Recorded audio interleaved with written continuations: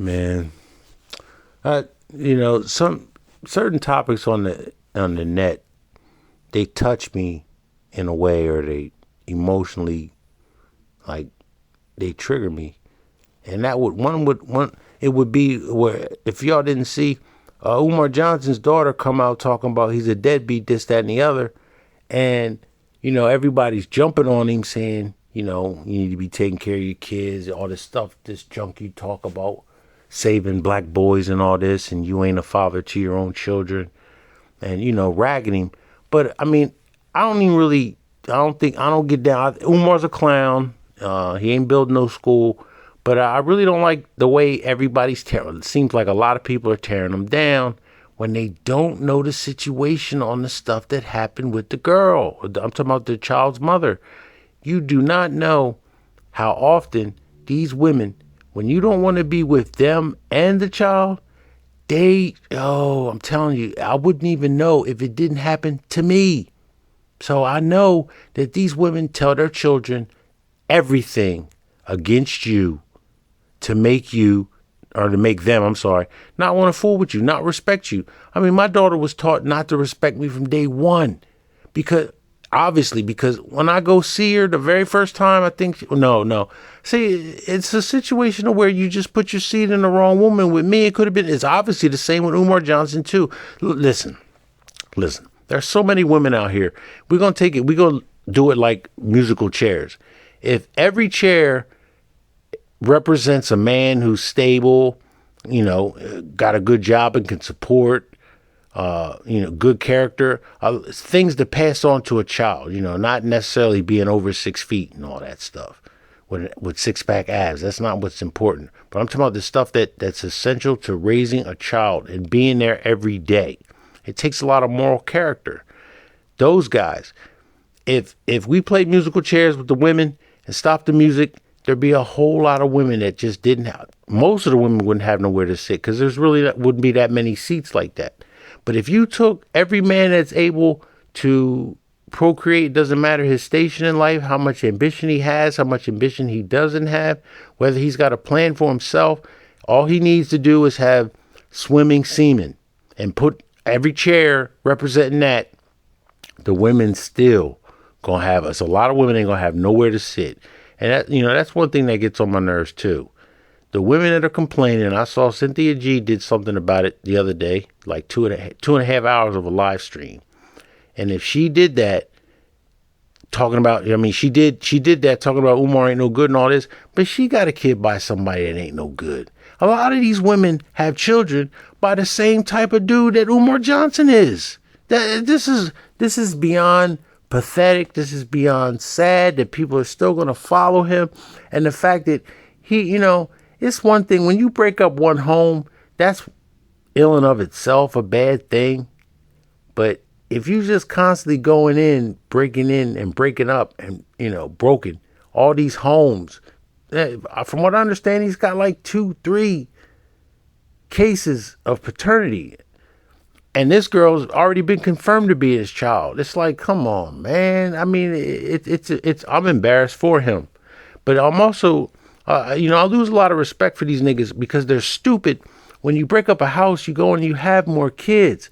Like, if you don't know the situation, I got a kid with the wrong woman, and I regret that shit with every fiber in my body.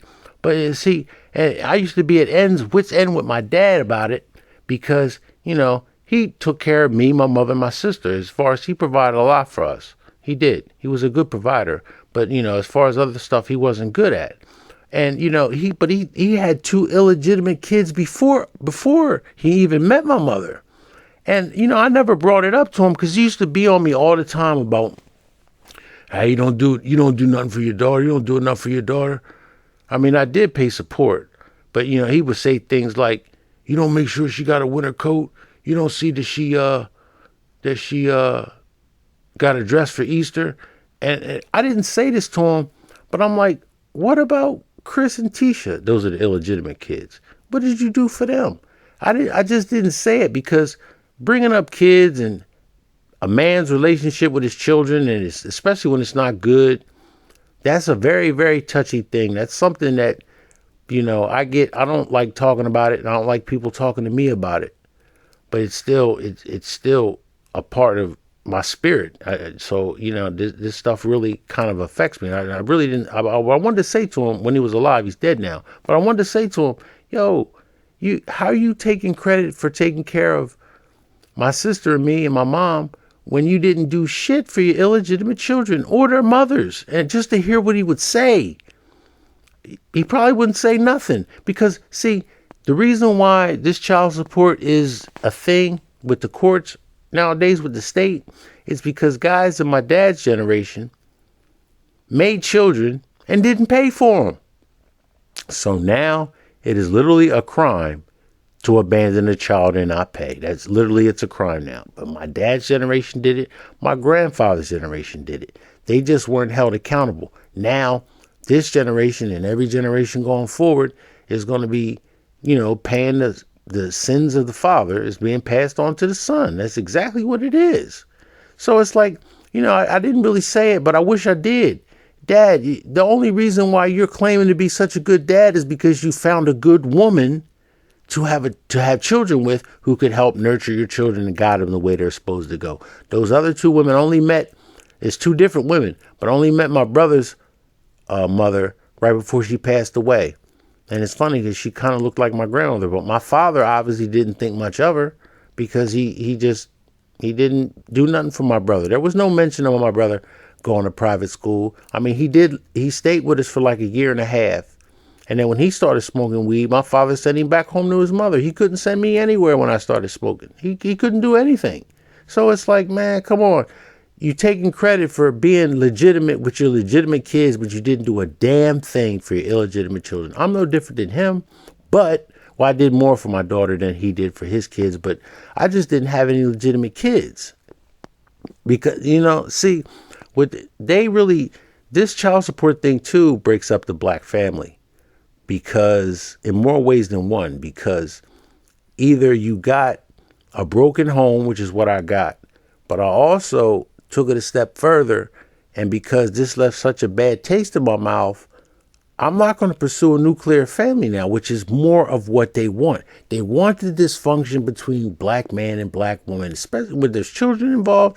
So I'm not there to teach my child. I'm not there to lead my household. This is the kind of stuff they want. And then when I give up and say, you know what, I'm not even pursuing, a legitimate nuclear family. I'm not pursuing it now because this put a bad taste in my mouth. And for so many reasons, I didn't want to be, I did it right the second time. You only get one shot at this. I did a video on him, Umar, talking about, it was the one that starts out with the Public Enemy, Don't Believe the Hype, where it would show his face and then the walrus, then the face, then the walrus. It did that for about 2 minutes. I actually say, talking about him, but I was really referring to myself. I said the greatest sin a man can commit against himself, and then I went on about dropping the seed in the wrong woman. But this idiot did it more than once. I'm a Pookie, just like him. Only Pookies do stuff like this. Listen to what I'm telling you. The men that, if they put their seed in the wrong woman, would still be there doing the best and doing the most. Those men aren't irresponsible with their seed to begin with. Do you understand that? It takes a certain type of individual to I'll just plop my seed down anywhere. I don't like to admit the fact that I'm one of those dudes, but I am one of those dudes, or I wouldn't have done what I did. But I realized that and said, you know what, man, you just can't have any more children, because you're not apt, fit. You're just not morally sound. I understand things happen, but things just don't happen.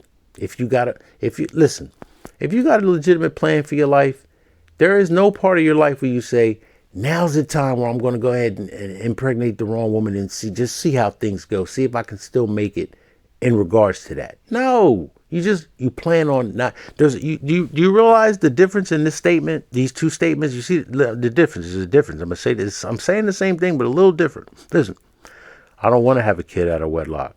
Versus, I'm not having a kid out of wedlock. Do you see the difference there?